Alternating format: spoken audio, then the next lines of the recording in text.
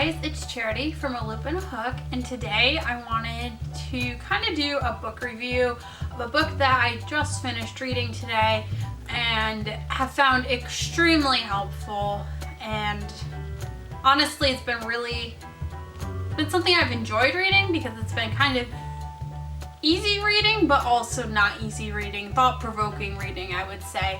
The book that I'm going to be talking about today is this book right here, Decluttering at the Speed of Life by Dana K. White. And as you can guess from the title, it is a book about decluttering, kind of keeping things in order. And right off the bat, one of the things she said that struck me was decluttering is only one step of cleaning. Cleaning and decluttering are two different things. She said that she would get frustrated when people would say it only took them like an hour, 2 hours or so to clean their house, when it was taking her so much longer and she felt like she wasn't even doing it. And she figured out that the distinction between the two was that decluttering and cleaning are two separate tasks. And if you group them together, it makes a gigantic task that's almost virtually impossible to do at the same time.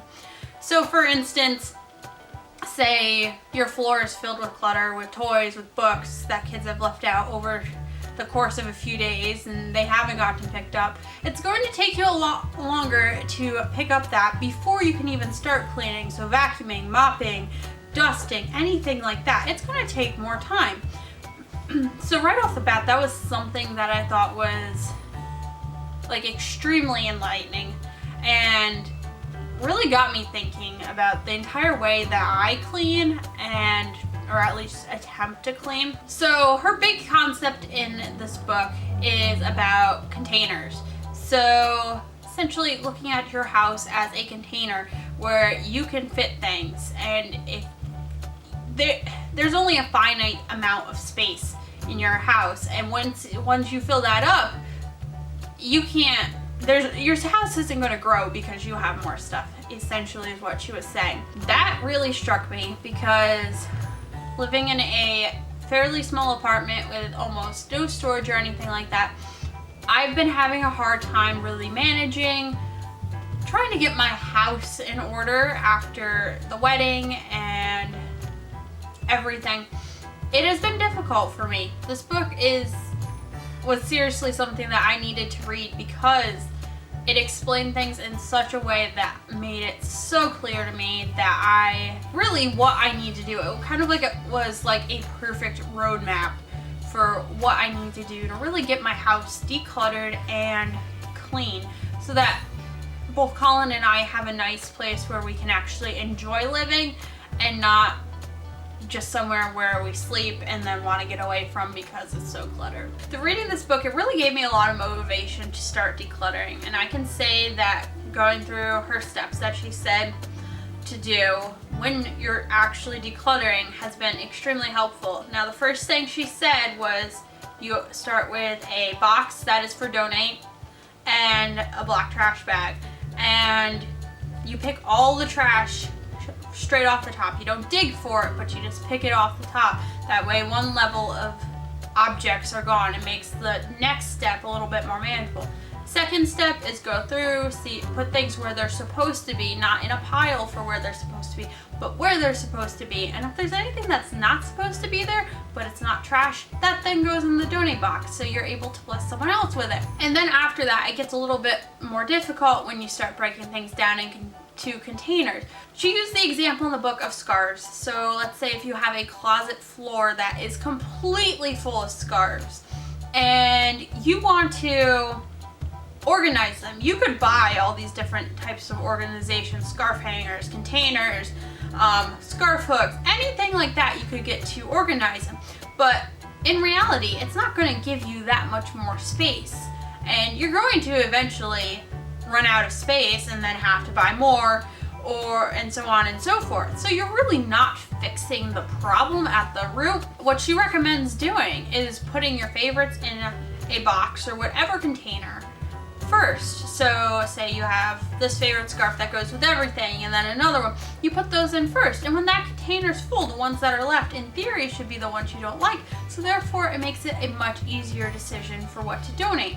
And if you want to keep one from the pile and you don't have enough, then you just go through and you donate.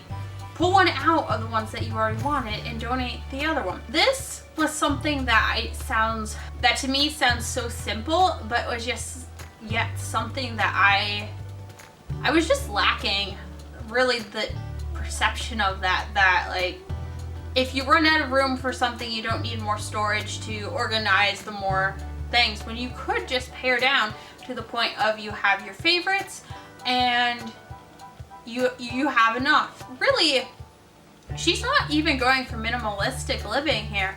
It's just practical living, and it was something that I really needed to read, and it is a book that I would recommend to anyone who is struggling with keeping their house in order, especially if you're a new wife, new to keeping a house, anything like that. It was extremely practical. It is honestly something that I will probably use whenever we have to move, or even now as I continue to go through the house and organize and purge and really just go through and declutter my life. Another point that she made was you can't just, if something is in a box, you can't just leave it in the box and just say, you know, I think I know what's in this box and we'll get to it later. She said you have to open the box and really pretty much touch and feel, and if you aren't really connected to it is, I think, the best way to describe it. If it's a hobby that you're no longer interested in,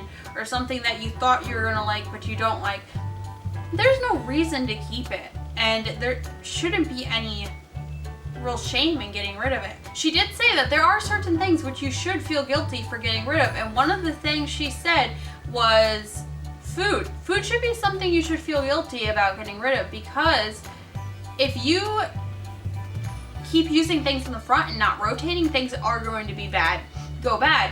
And also, another thing that made so much sense to me, and really I needed to hear this, was with like storage containers, with like Tupperware, glassware, anything like that. She said if you minimalize to the bare bones of what you really use, then you're going to have less food waste, because you're not going to forget about the containers. If you run out of containers, you're going to actually go look for a container, which will probably be in the refrigerator, and therefore be encouraged to use the food before it goes bad, instead of waiting until it goes bad and then just throwing it out, which is extremely wasteful. So overall, this book was amazing. I highly recommend this book to anyone, really anyone who has problems with decluttering, with too much stuff, with collecting too much stuff. And I can say firsthand that I have problems with taking in too much stuff. It's something that I am still working on. I'm not going to say I'm perfect at it, because I am nowhere near perfect at it. I fail at this, this week. I've still brought in things into my home and realized, you know what, I don't have a place for this. This isn't going to bless my family. And so now I need to find a way to get rid of it or find something to replace it. And it makes me feel bad, because it's like I just spent money on it and now I have to get rid of it because it's something that I didn't need. So if you guys want to read this book, really get a good gist of what she's saying, if you thought this sounds interesting, might possibly be something you would be interested in reading, I will link the book in the description below. That way you can look for it. I got mine from my local library, and that was a perfect way to really, it's not clutter because I'm not buying a new book, but it's also something that I can borrow for free and then return and let someone else be blessed by it. Thank you all for watching this video. Hope this has been helpful, maybe give you some of you guys some encouragement that you're not really alone with going through and decluttering.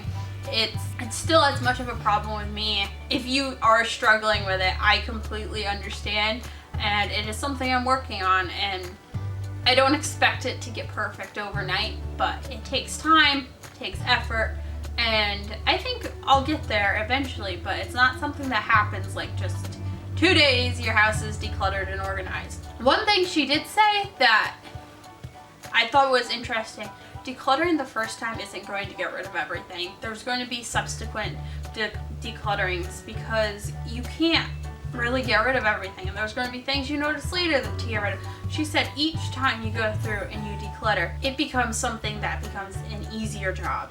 It's not as much of a hassle because you've already gotten rid of stuff. If you aren't bringing stuff back into the house, then there's so much less stuff to begin with. So far, I have gotten rid of, I don't even know how many boxes, probably 8+ boxes of miscellaneous things throughout the house. I've gotten rid of so many clothes that I wasn't using.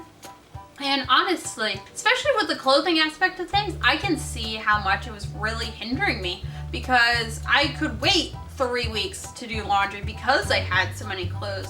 So because I don't have that amount of clothes now, I can wash, I'm more consistent about washing laundry, keeping up on that. And it also makes life easier because you could I open up my closet and I don't have as many choices to make, so it makes my choice a lot easier. I hope this video has been helpful and encouraging for you guys.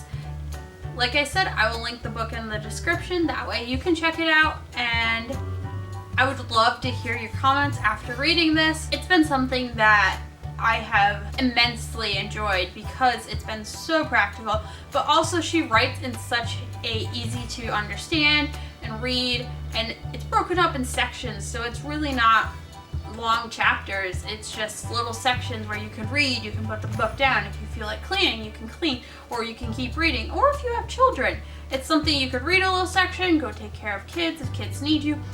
It's not like gigantic chapters where you have to read through all of it, and if you get interrupted, then you have to start again. So thank you all for watching this video.